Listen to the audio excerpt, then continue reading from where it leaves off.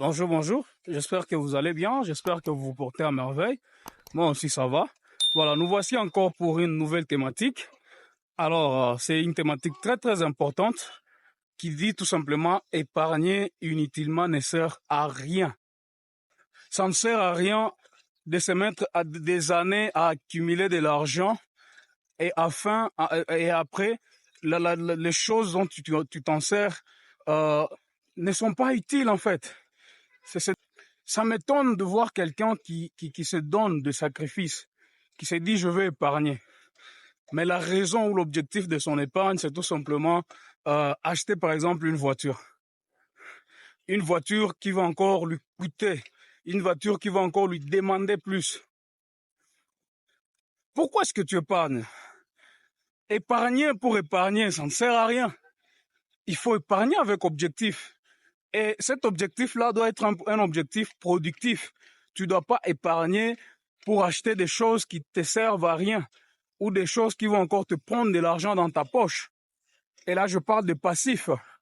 Quelqu'un qui, ça me pleurait, par exemple, si tu épargnais pour, par exemple, acheter des appartements où tu vas mettre des locataires et chaque mois, tu auras des revenus. Pas acheter simplement un appartement luxueux, peut-être que tu n'habites même pas juste par luxe. À quoi ça sert? À quoi ça sert d'épargner pour acheter des voitures et des voitures qui ne te rapportent rien? Ça m'étonne aussi de voir des gens qui épargnent pour, pour, pour des raisons vraiment, par exemple pour un mariage.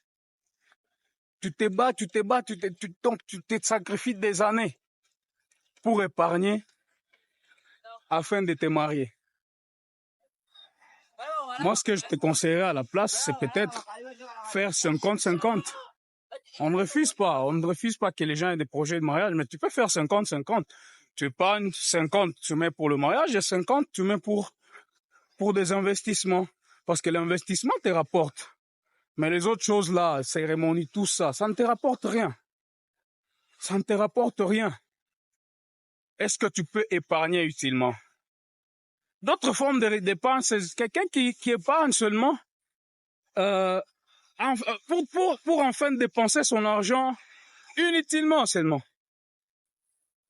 Donner à tel, envoyer à tel, aller en boîte de nuit. Et donc, tu te rends compte que il épargne inutilement. Et cela ne te sert à rien. Cela ne te sert à rien. Est-ce que tu peux apprendre à épargner utile? Donc, épargner avec objectif. Et beaucoup plus, cet objectif doit être productif, pas un objectif improductif.